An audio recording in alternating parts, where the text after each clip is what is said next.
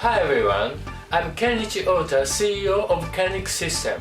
In this video, I'd like to explain the excellent concepts behind our LCD controller. The target users of our product are electronics manufacturers which need to produce small quantity lots and continue production for a long period of time. Also, OEM designers of electronic equipment will be interested in this video as well. Kenicsystem has an excellent 15-year track record in Japan. My pronunciation isn't the best, but please bear with me.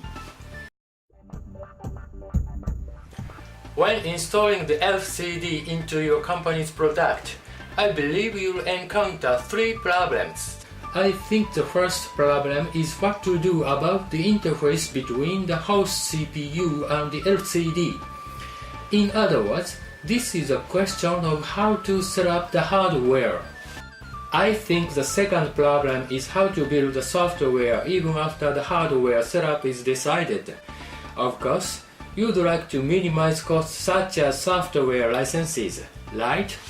The third problem is product discontinuance. This happens when the manufacturer ceases production of the LCD, CPU, LCD controller or other part. In these cases, the problem is much more severe than the discontinuance of the capacitor and register.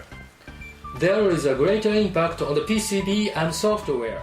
Well, these 3 problems can be solved by using our LCD controller. Please allow me to explain in a little more detail.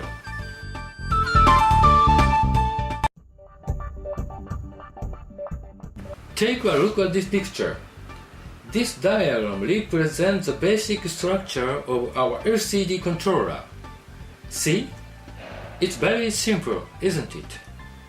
However, do you remember seeing this somewhere before? That's right. The LCD controller for middle and small size Epson LCDs has just about the same basic structure. Even though our LCD controller has a similar structure to our competitors, we offer much better value. This is because it's a lot easier to understand and master our products. For example, most of our user manuals provide complete documentation in only 40 pages. You can finish building hardware by designing in the same way as static RAM with wait signal. So you can forget about LCD controllers with instruction manuals that are 100 number of pages long.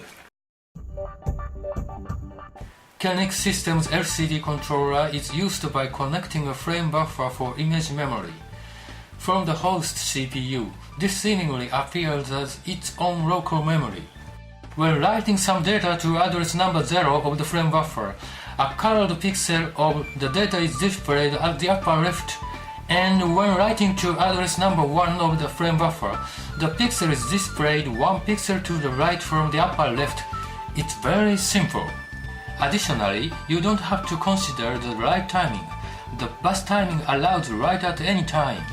Thus, based on the pixel drawing function, we have a lineup of LCD controllers that executes all drawing via the software, and these controllers are low cost. We have another lineup in which the LCD controller itself carries out a box fill and photo drawing function instead of the CPU. We call this function the tiny accelerator. By using this tiny accelerator, software development is an ease. When producing equipment with LCDs, you are often afraid of the discontinuance of the LCD and LCD controller.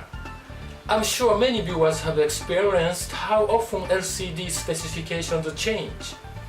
Even with Japanese manufacturers, there have been 2 changes of the driver chip in only 3 years. So how should we face this reality? To tell you the truth, externally, our LCD controller seems like a dedicated chip, but it actually contains an FPGA. Therefore, it can flexibly support a change of LCD design or a change in the driver chip. In addition, since software designed using our concept requires no OS, even if the CPU is discontinued, porting to another one is very easy. Kenicsystem's LCD controllers can really bring down the overall cost for the entire life cycle of the product.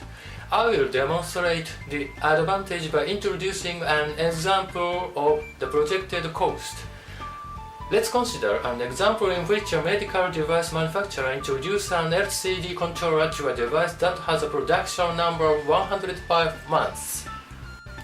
Check this out. I calculated the life cost of a product using the chip from a certain LCD controller manufacturer, focusing on only the LCD.